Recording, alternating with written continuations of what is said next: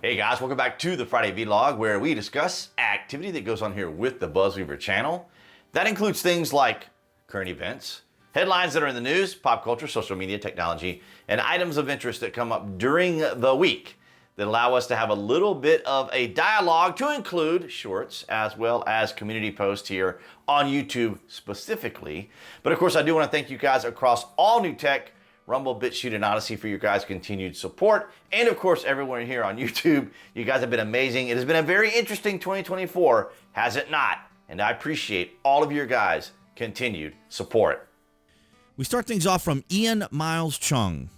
If the Democrats win, it'll be the last election. Now, of course, here on the BuzWeaver channel, we have talked about how the Establishment Uni-party that installed Joe Biden and then, of course, uninstalled him after just 14 days and now has installed Kamala Harris as their new surrogate. We know that they have captured and controlled our culture, or hijacked it, hijacked our institutions and our justice system.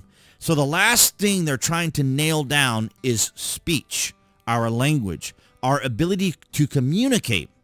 But as we have also discussed here on the BuzWeaver channel, we have talked about how influence is another element, an area that concerns them, because you have influential people who do not always line up with their ideology, philosophy, and worldview.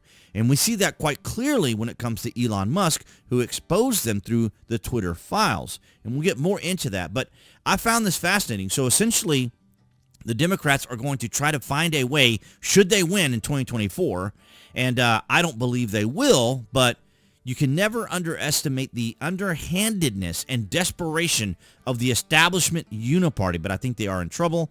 I think they're underwater, and they know it, and they're just, these are the death throes that they are trying to do right now to try. I don't know how they can win anyone over to this idea of hate speech or amending the First Amendment to be able to introduce this hate speech language and stuff. I just don't see it happen. Now, we've seen it happen in Europe and we've seen it happen in the UK, and it would be absolutely atrocious and unspeakable considering what our founding fathers created here in our country through our Constitution. The idea that they would introduce something like hate speech when we know that hate speech by definition is anything the left doesn't agree with. It would be yet another leveraging tool for them to try to control language, just like we saw in the debate when they want to mute mics and things. Walz double downs on punishment for hate speech. Really? We don't even have hate speech. Mainstream media continues to ignore it. Minnesota Governor Tim Walz reiterated his belief that hate speech isn't protected under the First Amendment at last night's vice presidential debate. Yeah, we don't have hate speech. That's the thing. We don't have hate speech.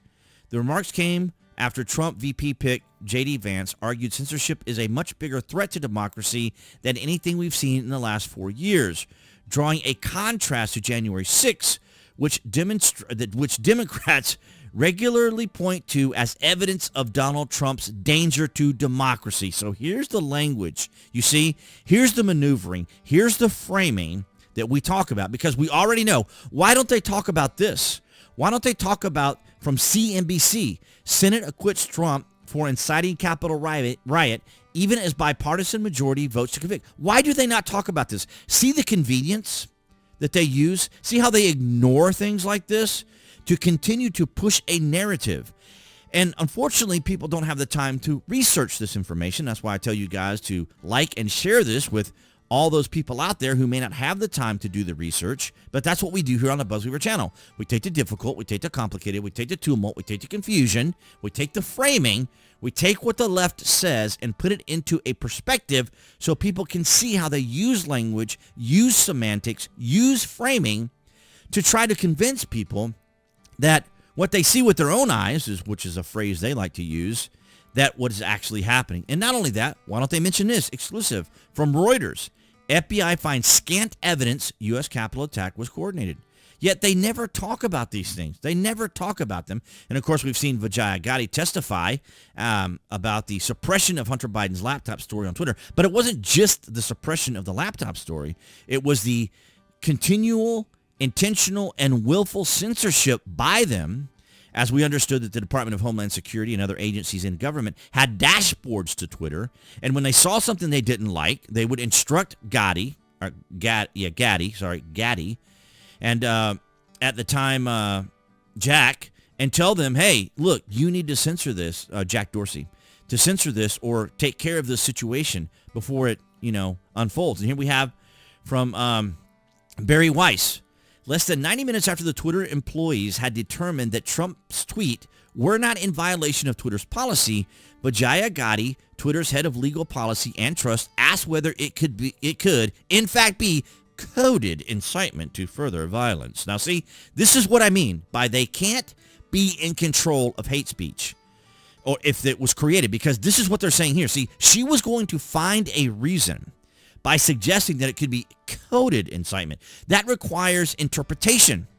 And if their interpretation is something they don't agree with, then hate speech, which is what I just said. Anything they do not agree with is going to be hate speech. And if they control it, they are going to have these coded messages, right?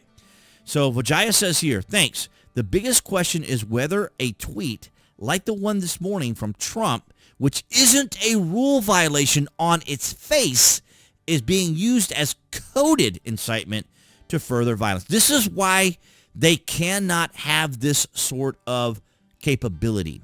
And we saw this, right, from the Department of Homeland Security introduces Disinformation Governance Board, the Ministry of Truth. See, they tried this with this system, right? They tried to create an agency within the Homeland Security that would engage in, would protect or enforce or regulate misinformation and disinformation. And, of course, it failed. But here we have Nina Jankowicz, breaking Biden's picks millennial Harry Potter obsessive to run Department of Homeland Security Ministry of Truth. And, of course, she got a lot of heat. And it didn't take long for people to figure this out. Biden's disinformation board is paused after just 3 weeks, and its head, Nina Jankowicz, resigns after sparking outrage for pushing debunked Russian collusion claims and calling Hunter Biden's laptop a Trump campaign tool. So here is yet more evidence of why these individuals cannot be in a position where they would try to control language. Because if they can control language and interpret things the way they want to interpret them, coded messages and interpretation, this is going to be a problem.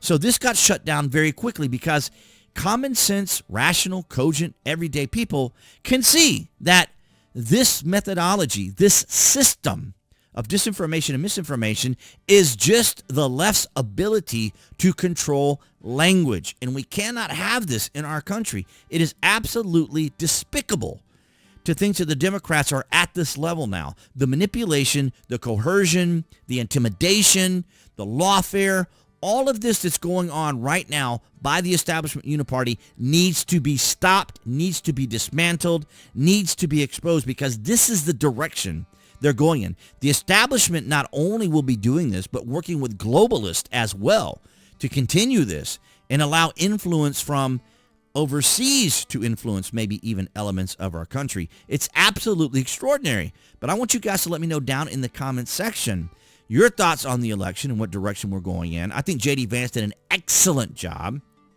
He held the moderators to their rule set. So it wasn't like he was mansplaining to them.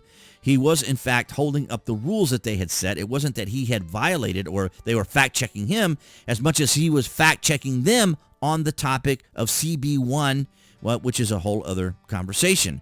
But nonetheless, it is extraordinary how they want to control our language, control what we do, and of course, social media is one of the big ones. And the fact that Elon Musk bought Twitter, or now X, was a huge blow to them because they did all their organization, all their censorship, all their collaborations and coordinations all from Twitter, the platform. And, of course, you guys can follow me here, of course, and find all my links to all my other social media below this video. But I would like to get your thoughts and comments on that. What direction are you feeling optimistic?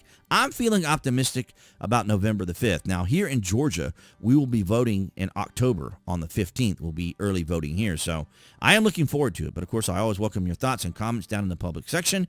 And I thank all you guys across New Tech. You guys have been amazing. And that's what I had for you guys this Friday.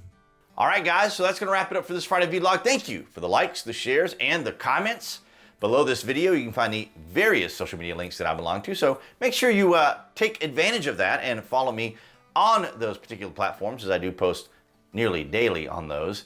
And of course, the affiliate marketing, if you are an Amazon Prime member or order frequently from Amazon, those links are down below. They do help out the channel. But of course, your likes, your shares, and your comments do help out, whether you're on YouTube, whether you're on Odyssey, BitChute, or Rumble. They all help out the channel, and I do appreciate it. It hasn't been an amazing 2024 so far. Yeah, I'm still impressed with J.D. Vance's performance on the debate on Tuesday. So very impressive. But nonetheless, guys, thank you so much for your continued support. And appearing there on the screen, that would be the channel icon you guys can click on if you're watching here on YouTube. That way you can subscribe, as well as to select notifications. That way you know when there's content here on the channel. And I'll see all you guys behind the Galaxy phone camera next week.